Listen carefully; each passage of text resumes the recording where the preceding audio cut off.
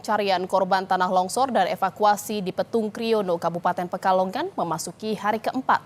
300 personel gabungan bersama sukarelawan kini fokus melakukan pencarian di 3 titik. Titik paling terdampak longsor berada di area rumah Sekretaris Desa Kasimpar. Lokasi ini masih menjadi titik pencarian utama. 3 unit alat berat dikerahkan untuk membuka akses menuju lokasi tanah longsor. Tim gabungan juga mengerahkan unit K9 atau K9 untuk mencari korban yang diperkirakan masih ada di reruntuhan bangunan.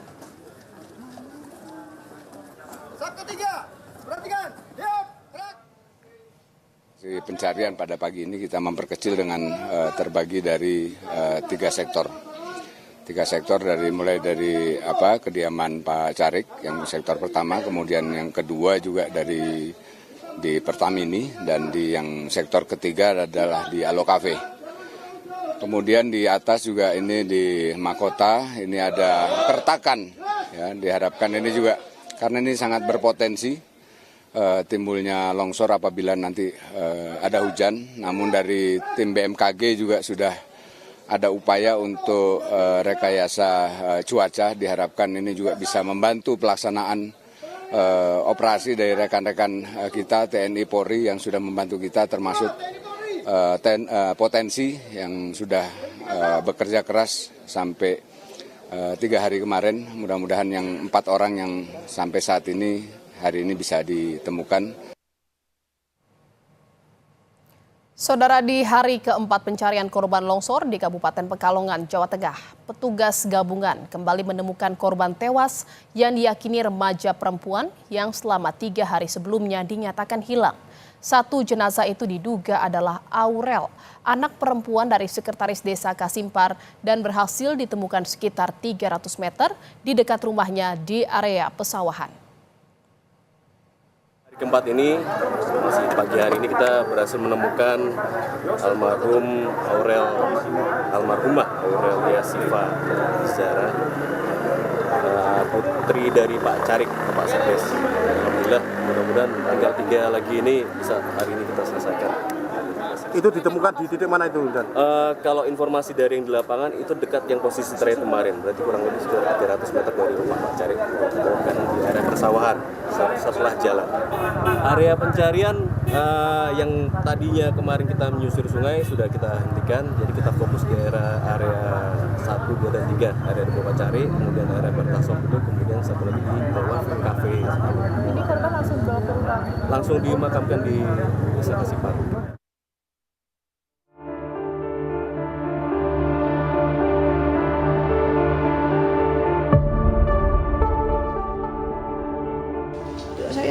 Temen saya takut, akhirnya balik ke kafe lagi, baru masuk kafe, baru balas si WA-an, langsung terjang, langsung kena longsor. Udah saya udah nggak ingat apa-apa, udah keguling-guling, ya Allah, pikir saya mati ini saya.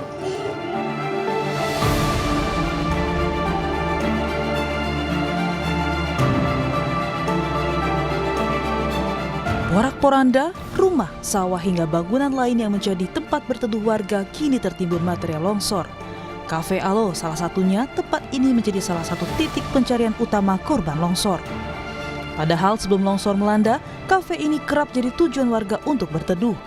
Bangunan kafe tak hanya menyediakan area dalam yang nyaman, tapi juga menawarkan konsep outdoor untuk menikmati pemandangan indah di Kasimpar. Salah seorang pengelola kafe, Didik Setiawan, bercerita, dirinya sebelum longsor melanda, ia sedang menyiapkan makanan untuk pengunjung kafe. Tiba-tiba ia melihat air bercampur lumpur menyumbat drainase di belakang kafe. Saat akan membersihkan lumpur, ia mendengar suara gemuruh. Dalam hitungan detik, longsor langsung menerjang kafe beserta orang-orang di dalam. Didik tergulung derasnya air bercampur lumpur yang tiba-tiba datang dari arah belakang kafe. Meski sempat terbawa material longsoran, Didik berhasil selamat setelah tersangkut pada sebuah batu besar tidak jauh dari kafe. Pas lari, cuman karena larinya di persawahan jadinya nggak bisa lolos, tetap kena guling-guling, sempat kelilit kabel juga, terus sadar-sadar udah di balik batu besar. Mas, waktu itu kejadian malam, sore atau seperti apa? Kurang lebih habis maghrib. Habis maghrib ya. Nah, terus waktu di kafe itu banyak orang berteduh atau? Banyak, soalnya yang di situ tadinya 10 orang, ditambah yang karyawan, yang pengelola kafenya itu sekitar 4 orang. Terus pas saya keluar ada orang nambah ke situ lagi, rombongan pakai mobil.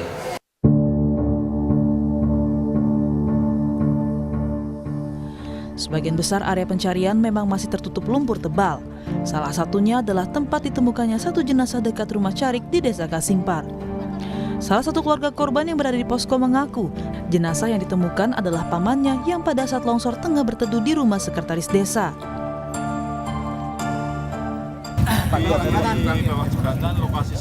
Lokasi sawah. Jauh dari rumah Pak Carik, jauhnya berapa meter? Ya, sekitar 200 meteran. 200 meter. Besar ya? Berteduh. Berteduh di sana kemungkinan besar. Itu saat itu pulang kerja apa itu? Itu habis kondangan. Selain alat berat, tim SAR gabungan mengerahkan waterjet untuk mengalirkan lumpur yang menutupi area pencarian sehingga mempermudah petugas mencari korban yang masih tertimbun material longsor. Di area yang cukup sulit, anjing pelacak pun dikerahkan. Hingga Kamis sore, 22 jenazah telah ditemukan, sementara 4 orang masih dinyatakan hilang. Tim Liputan, Kompas TV.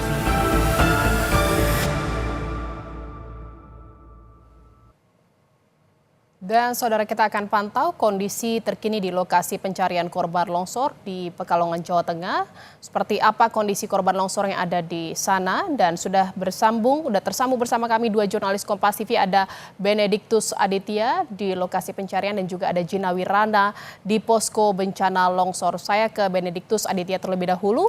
Bene, bagaimana proses pencarian 4 korban yang masih dinyatakan hilang? Saudara, memang kalau bisa saya informasikan untuk update terakhir terkait dengan proses pencarian dan evakuasi dari korban tanah longsor yang terjadi pada 20 Januari yang lalu, di mana ini merupakan hari keempat proses lanjutan evakuasi begitu. Namun memang tadi pukul 11 ini sempat dihentikan karena mengingat ini juga hari Jumat, jadi teman-teman relawan yang berada di lokasi ini dipersilakan untuk melakukan kegiatan keagamaannya begitu. Nantinya memang informasi yang kami terima juga akan dilanjutkan kembali pada pukul 1 siang nanti terkait dengan proses lanjutan evakuasi dan juga pencarian yang untuk hari ini memang kami terima informasinya ada di 3 titik begitu, atau di 3 sektor pencarian, di mana ini salah satu sektor yang terdampak ya di tempat saya berdiri yang merupakan di rumah sekretaris desa Kasimpar, ya ini Sularso, dan tadi saja baru pagi tadi sekitar pukul 7:30 pagi memang ditemukan satu jenazah yang sudah berhasil diidentifikasi,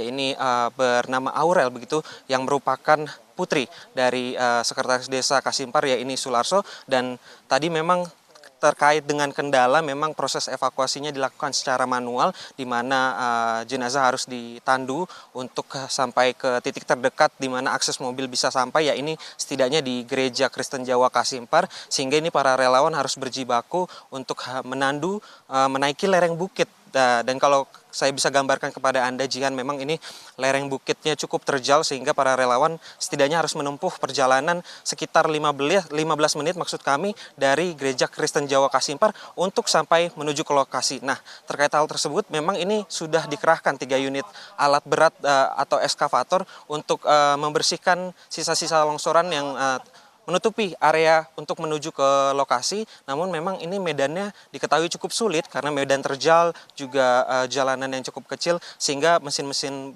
berat seperti eskavator ini sulit untuk bekerja. Begitu, Jihan. Iya, pencarian dilakukan di 3 titik sektor dan 1 jenazah telah ditemukan dan dievakuasi oleh petugas secara manual, di mana 3 alat berat juga sudah dikerahkan untuk membantu proses pencarian dan pembersihan di lokasi longsor. Dari lokasi pencarian kita menuju posko bencana longsor di Kecamatan Petung Kriono, ada Gina Wirana di sana. Ginawi, bagaimana bisa Anda ceritakan kondisi di sana terkini dan apakah ada laporan baru dari keluarga korban? Ya baik, saat ini saya mengabarkan dari depan posko Kecamatan Patung Kriono. Perlu diketahui bahwa tadi pagi jam 8 sudah ditemukan setidaknya 1 jenazah yang akhirnya dibawa ke posko di tempat saya berdiri. Ini tadi sudah diidentifikasi sekitar jam 9 pagi dan setelah diidentifikasi dan kemudian diketahui data korban cocok dengan data yang dinyatakan orang hilang, akhirnya dibawa ke keluarga.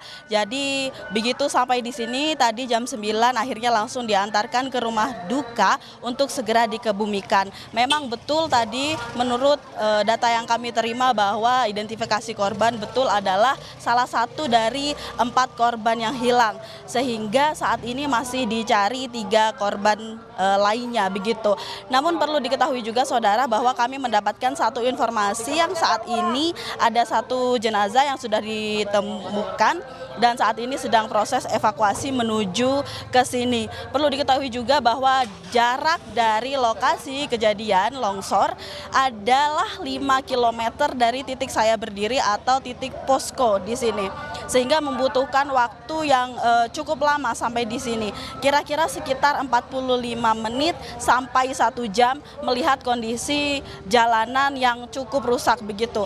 Kalau bisa saya gambarkan situasi saya saat ini di tempat saya berdiri, di sini orang-orang sedang menunggu baik dari relawan, gabungan dan juga TNI Polri yang sedang menunggu kedatangan dari evakuasi jenazah kedua yang berhasil ditemukan. Perlu diketahui juga saudara bahwa 1 jenazah yang baru ditemukan ini menurut data laporan yang kami dapatkan baru saja ini ternyata belum termasuk dari 3 orang yang sedang dicari hari ini. Bisa dikatakan bahwa ini adalah 1 korban yang belum terdata atau mungkin orang wisatawan ataupun orang asing yang sedang melintas di areal sektor 2 atau di areal dekat rumah Pak Sekretaris Desa atau Pak Cari.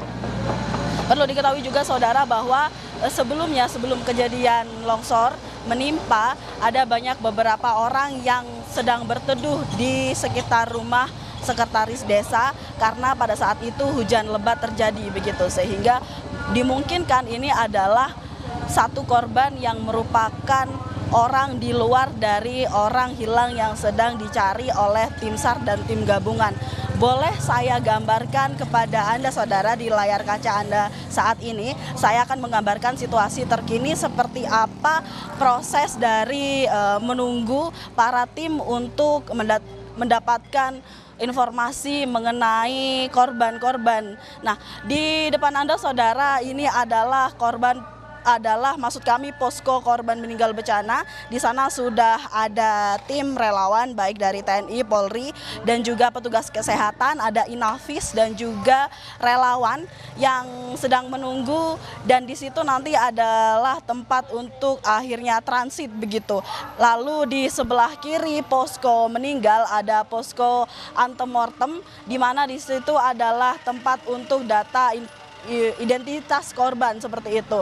Data-data orang hilang sebelumnya sudah dicatat di posko antemortem untuk nantinya dicocokkan dengan korban yang sudah berhasil dievakuasi dan ditempatkan di posko seperti itu. Nah, untuk posko antemortem dan juga posko korban meninggal bencana ini satu areal dengan Puskesmas Petung Kriono yang ada di sebelah kanan. Bisa Anda lihat saudara di sebelah kanan ini adalah Puskesmas Petung Kriono di mana di sini nanti jika korban ditemukan dalam kondisi selamat maka akan langsung mendapatkan perawatan insentif di sini karena di sini juga sudah standby petugas medis yang diantaranya adalah petugas medis dari Puskesmas dan juga relawan-relawan baik dari PMI maupun petugas-petugas kesehatan lainnya. Ada juga Palang Merah Indonesia dan juga berbagai ambulans sudah standby di sini. Setidaknya kalau saya hitung ada lebih dari 5 ambulan yang sudah standby di sini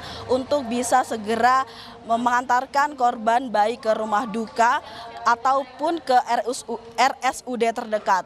Kalau RSUD terdekat dari sini ini adalah RSUD Kajen yang terletak di Kota Pekalongan begitu. Kalau dari bisa saya gambarkan di sini RSUD setidaknya menempuh waktu 5 jam karena memang akses jalan yang cukup sulit begitu. Kalau dilihat dari situasi saat ini memang semua orang sedang bertugas dan menunggu kabar selanjutnya. Ada juga yang sedang sibuk untuk melakukan, maksud kami ada juga yang sibuk untuk menyiapkan logistik, baik itu logistik makanan dan juga logistik obat-obatan.